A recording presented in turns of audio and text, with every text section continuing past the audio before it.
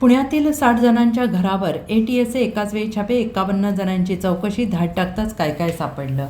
महाराष्ट्र दहशतवाद विरोधी पथकाने पुणे शहर, पुणे ग्रामीण आणि पिंपरी चिंचवड परिसरात मोठी कारवाई करत दिवसभरात काल 51 जणांना ताब्यात घेऊन त्यांची कसून चौकशी केली. प्राथमिक चौकशीनंतर या सर्व 51 जणांना सोडून देण्यात आले. मात्र त्यांच्या इतर मोबाईल फोनसह इतर इलेक्ट्रॉनिक्स उपकरणे आणि ATSने पुढील तपासासाठी ताब्यात ठेवलेली आहेत. या उपकरणांच्या तपासात कोणतीही संशयास्पद माहिती आढळल्यास संबंधितांना पुन्हा चौकशीसाठी बोलवले जाण्याची शक्यता आहे. ATSच्या प्राथमिक तपासात हे तरुण पाकिस्तानस्थित शहजाद भट्टी यांच्याशी संबंधित सोशल मीडिया हँडलशी जोडले गेल्याचं समोर आलेलं आहे.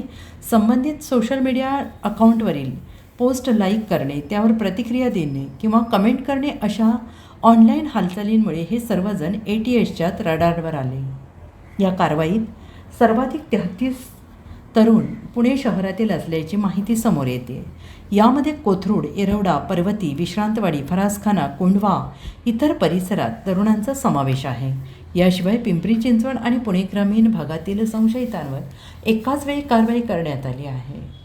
ATS स्थानिक पोलिसांच्या मदतीने संबंधितांच्या घरावर धाडी टाकत मोबाईल फोन आणि इतर डिजिटल उपकरणांची तपासणी सुरू केली आहे. सोशल मीडिया अकाउंटची ॲक्टिव्हिटी, चॅट, संपर्कातील व्यक्ती तसेच परदेशी सोशल मीडिया हँडलशी असलेल्या संपर्काची बारकाईनं पडताळणी केली जाते आहे.